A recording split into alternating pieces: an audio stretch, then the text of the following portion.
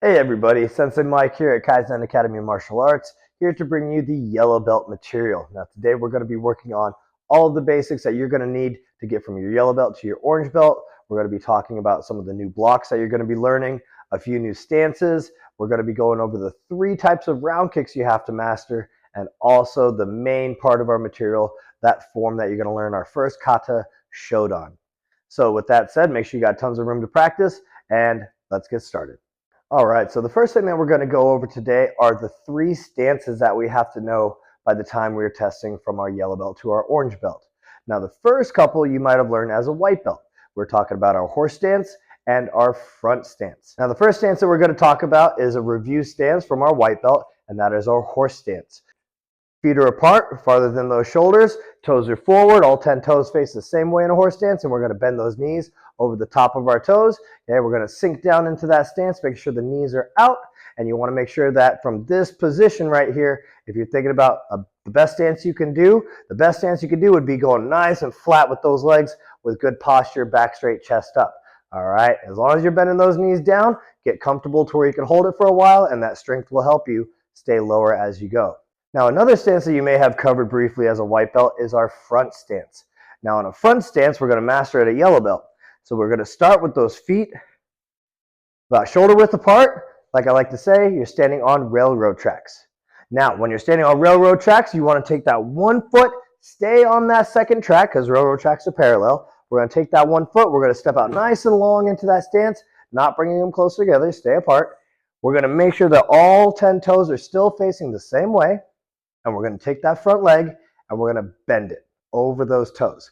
Again, good posture with the upper body. Okay, from the side here, I'm on my railroad tracks. I'm taking that big step forward. I want to go nice and long into this stance. Everything stays facing towards the front. So whichever direction you're going, that's your front. So all your toes, the belly, knot of your belt, chest, eyes, everything is going to that direction. And I'm bending that front knee until I can't see my toes anymore. If I look down with good posture, I can see my toes. I can't see my toes. There's where that front stance wants to be. From the other side, railroad tracks. I take that long step out, keeping all my toes pointing the same way. Make sure that back foot stays flat and bending that front knee. The new stance that you're going to learn as a yellow belt is something we call a back stance. So think of a horse stance, but you're making a letter L. When we do our back stance, our feet are apart, just like we would be in a horse stance, but now we're going to be facing to the side. So whichever side you're facing, let's say I'm going this way, that same leg where my opponent is or my target is, I'm going to turn that foot and point it. Now this knee is bending over the toes this way. This knee is bending out this way. You don't want to bend this back knee in the direction you're going. Okay? You want to open those knees out, over the toes, nice and comfortably. Sitting your hips straight down. Boom. So I'm in my letter L. I'm facing this direction with my guards or whatever technique I'm doing, and I want to rock back a little bit and put a little extra weight on that back foot. Nothing too big, but from sitting center, I'm just going to rock my whole body back so I feel a little bit more in this leg. Right here is my back stance. If I was going to the other direction, I make sure that my feet are nice and wide like a horse stance, except now I'm going over here. So I'm going to take that foot, make my letter L, guards are up, and I'm down and back a bit. Now, one of the new blocks that you're going to learn when you're in that back stance is a staple in traditional martial arts. It's called the Shuto block. S-H-U-T-O. Shuto block. You'll find this in many different disciplines besides Shodan karate. You'll find this in Taekwondo as well and a lot of other traditional martial arts. So let's go over it. Now, that Shuto block is primarily done in a back stance. So I'm going to get into my letter L. I'm going to make sure that my heels are in a straight line. I think I forgot to mention that while we're practicing it. So make sure your heels are in a straight line. Connect the feet. You're making your letter L. And you're out, bending your knees, rocking back. Now, I'm blocking the bad guy who's coming at me from this direction. So what I need to do is I need to give myself a big swing. I'm going to take my back arm and extend. My front arm, the one closest to the bad guy, comes across the shoulder. Now from right here, I'm going to bring that front arm out and up, making a letter V with the arm, not straight up, but out a little bit so that my fingers are at the top of my head and I'm using from the pinky side down to the elbow to cover the upper portion of my body. This back arm at the same time is going to come across and stop right here below the chest at the solar plexus, right underneath that chest bone, right in that soft spot. Boom. So again, I start with the hands back, and I bring it across to block out. Elbow up nice and high. We don't want to let that elbow droop. We want to keep this nice and straight, fingers tight. I'm turning this hand out, blocking with the knife edge part of the arm. 1 and 2. The other direction. In my back stance, sinking down, rocking back. Start with the arms behind me, back arm extended, front arm to the shoulder, and out. A little bit of an angle, turning that pinky out to chop with that block. Boom. Back arm at the solar plexus. 1 and 2. Now, one of the tricky things to learn doing your Shuto blocks is how to move forward and switch sides. So what you want to do is break it down first until you get comfortable to smooth it out and make the technique flow better. So how do we break this down? Let's say I'm starting with my right leg in front. I'm going to take my arms from the back and Shuto block forward. Now I need to step with the other side. So that means my left side is going to move to the front. What happens when my left side moves to the front? My body turns. So what I'm going to do is I'm going to bring my left foot to the front. Here, I'm going to take a little pause before I step all the way out to my stance. When I take that pause, if you notice, my arms haven't moved. They've turned with me. Now they're in the back. All I have to do is extend behind so that when I take that full step out, I'm on the other side ready to block. One more time, I take my right foot now, big step forward, I take that little pause, I let my body turn first before I move my arms. They extend once I get to the other side, and out I go. So from the side view here, all right, let's say I'm out in my back stance, my arms are extended, and my Shuto block comes across. Again, I don't move the arms first, I step first. So I bring this foot up, turns my body. Once it gets back, I can fully extend and do the other side. One more time, my foot steps to the front to get my body to rotate. The arms go out behind me when I get there. I finish my step and I land to my block. When you get that down, you can move a little bit faster and not have to pause with your step and just take one smooth step forward as you turn your body, extend, and throw the arms fast.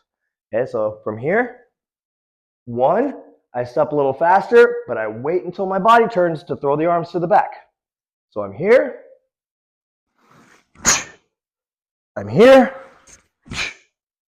and if you notice, my step gets me to the front first, so that I let my body naturally rotate, and then throw the arms at the very end of that rotation, and I'm set up for the other side.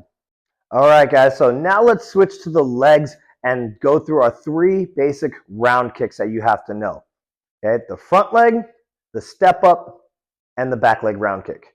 Now we'll go in order of how easy they are, and really the most difficult part of this kick is the pivoting foot.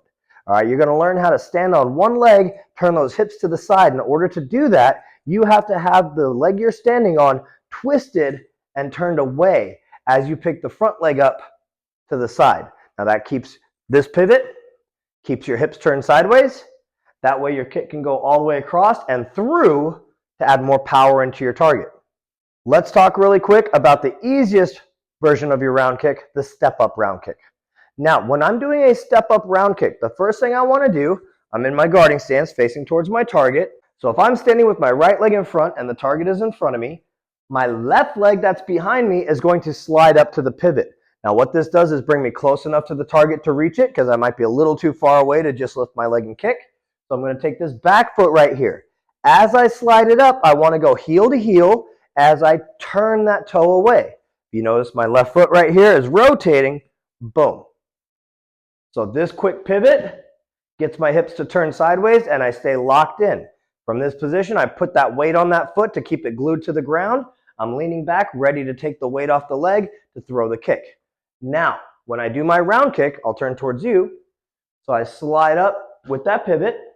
My round kick, very important. In all round kicks, the leg is flat and my foot is pulled back as far as I can here.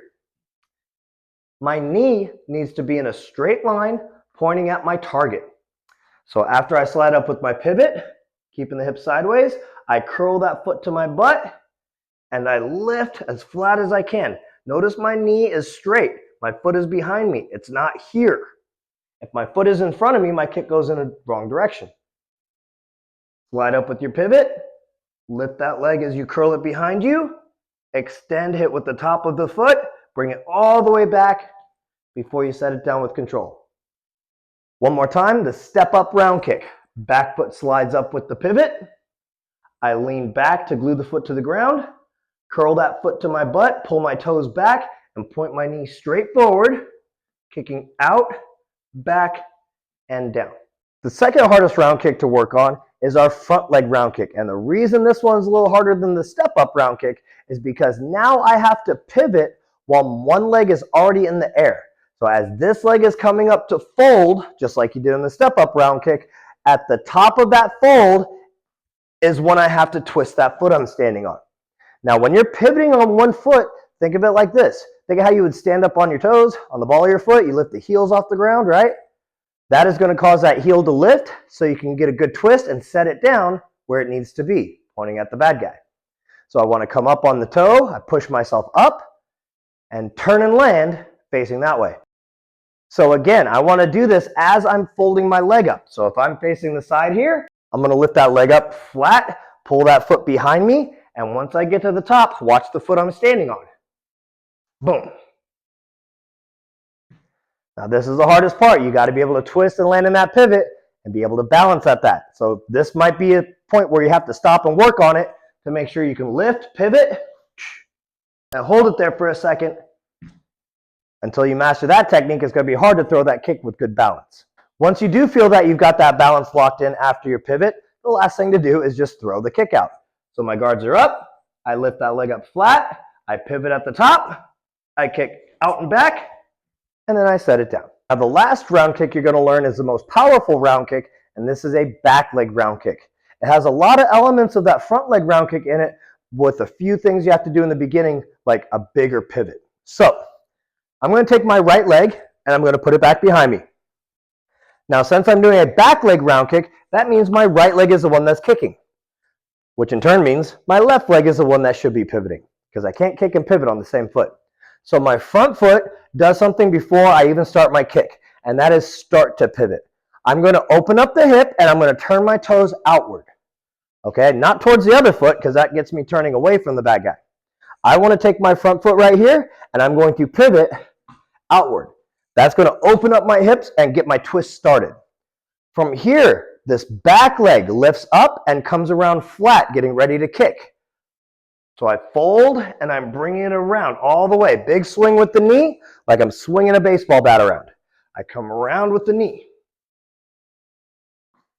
Now, as you come around with the knee, very end is when you're going to finish your pivot. Kind of like you did with the front leg round kick. When you lifted it, you did that extra twist. So I start that pivot, my toes are pointed to the side, I have to finish that pivot, and I can only do that after my leg comes around, gets to my target. Now I finish the pivot to throw out that round kick. Watch it from the side here. So again, I've got my right leg back, my front foot opens up my hip, start to turn, but that's only half the pivot. So now I take this back leg, I bring it up and around, get it flat to my target, finishing that pivot to fire off the kick. A little faster, I'll do one to the front, start the pivot, come around, finish the pivot, and kick. From the side, I start the pivot, I come around, finish the pivot, and kick out and back. Don't overswing that leg. You want to make sure you refold, pull it all the way back behind you, and set it down comfortably in the front. The final part of our material is that kata, or form, called Shodan. Now in this video, we're going to go through the form a little bit quicker, not going over a ton of details. Make sure you get to your classes so that you can let the instructor teach you all the moves to the form and really perfect your techniques, and then get at home and practice and use this video as just a guide to make sure you're doing everything correctly. Now I start off in my attention stance. My feet come apart to that letter V. I bow. Bring them back together. That left foot should step out to your position. Boom. Kata Shodan. Now, I bring my left hand on top, get ready for my fold to the left side, and low block. As I do that, my left foot steps and turns out, landing nice and wide into that low block. What kind of stance am I in? Front stance. From here, I'm going to stay in my front stance, take a big step forward, and I'm going to throw the front punch out. Now that punch will fold on top. I look over that shoulder and turn with that side. Very important you master how you turn. It's always punch on top, look over that shoulder. That will tell you which way you have to step and turn. I turn the right side all the way, and I do the same low block to this side. But before I step and punch, the hand comes up, and I do that hammer fist you learned. So I'm blocking the kick. From the ear, I hammer to the ribs. Now I can step and punch with the left. Remember the rule, the punch goes on top, I look over that shoulder, and now I'm stepping to the front. Low block. From here, the same hand folds under and comes up for my open hand high block. Make sure it's coming straight up in front of the face and locking over the top. Right hand is now going to step, right leg is going to step so the right side can work. I step, switching the hands, right hand. I step, switching the hands, left hand, and one more step, high block with the right. So that's a total of 4 high blocks and 3 big steps with just the high block. My left hand will fold on top. Step back so you can see. My left hand folds on top. My left leg will twist behind the other foot so I can turn all the way and face the back now, but I still go to my left side like I'm starting the form again. Low block, step punch right. Right hand goes on the top. I look over that shoulder. Turn right side low block. No hammer fist. I step and I punch. Punch goes where? On top. I look over that shoulder. Now I'm going to the back. Stepping out for my low block. Right leg is going to step. I'm going to throw a front punch with the right. My left leg comes together as I do a quick punch with the left. Right foot stepping big and finishing with that front punch. Again, my left leg is going to cross behind. As I do that, my left hand will fold on top again. I keep my right arm extended and I open it. So my left leg crosses behind and turns me so I can land to the left side in a back stance and do my first Shuto block. Now here's where I take a big step to switch. So I turn my body, stepping the right leg in front, hands go behind, Shuto block with the right. From here, I want to rewind my hands. That means from this position, I throw them back to where they were behind me, looking over that folded arm, stepping with the right side. Shuto block. I step, turn my body, hands swing behind, left side Shuto block. My left foot steps back so I face towards the front, crossing those arms again to my ready stance. Left foot comes in, feet apart and bow. Now really quick, let's run through the form where I turn around and I want you to follow along with me just like I'm standing in front of you teaching the class. So I start off in that attention, feet apart, bow. I step out and position. Kata Shodan. Left hand goes on top, turn to the left side, step out with your low block. Big step right, throw your punch. Right hand on top, look over that right shoulder, turn low block. Right hand hammer, left side, step and punch. The left hand goes on top. Now I go to the front. Left side low block. Left hand open. Now from here I have 3 big steps. 1, right side high block. 2, left side high block. And don't forget to yell on the last high block, number 3. Left on top. Left turn all the way. Now you're facing to the back. Look over the left shoulder. Low block. Big step right and punch. Pull the right hand. Look over that shoulder. Go to the right side. Low block. No hammer. Step and punch. Left hand on top. Now I look to the back. Left side steps out. Low block. Big step right punch. Together left punch. Big step right punch and hiya. Left foot crosses behind as the left hand comes to the shoulder. I open up. I turn my body. Now I'm facing the front again. I look to the left side, back stance Shudo.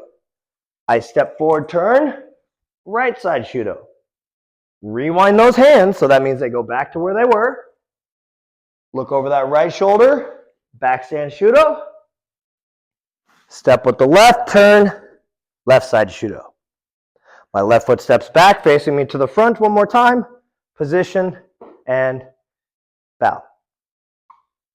All right, everybody, so that is the yellow belt material. Remember, use this video as just a guide to help you practice at home. If you have any questions at all, make sure you get to your classes so the instructors can help walk you through it so that you practice more confidently at home. This is Sensei Mike saying, I'll see you next time.